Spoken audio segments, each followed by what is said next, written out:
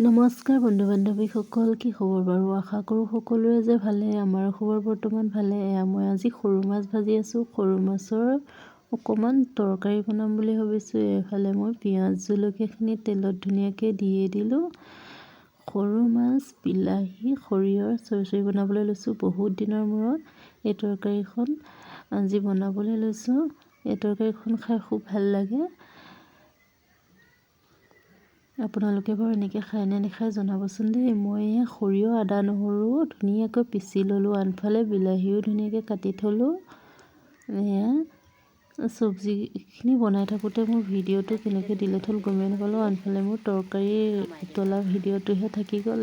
মোৰ তৰকাৰী উতলিলে লাষ্টত মই ধনিয়া পাতো দি দিলোঁ। মোৰ চব্জি হোৱাৰ পিছতে মই ধুনীয়াকৈ গৰম গৰম, ঠাণ্ডা দিন যিহেতু ৰখি থাকিব নোৱাৰি, ভাত হোৱাৰ লগে লগে মই গৰম ভাত, মাছ ভাজা সকলো বাঢ়ি ধুনীয়াকৈ লৈ ল'লোঁ। ভিডিঅ'টো চাই ভাল লাগিলে প্লিজ চেনেলটো ছাবস্ক্ৰাইব কৰি দিব।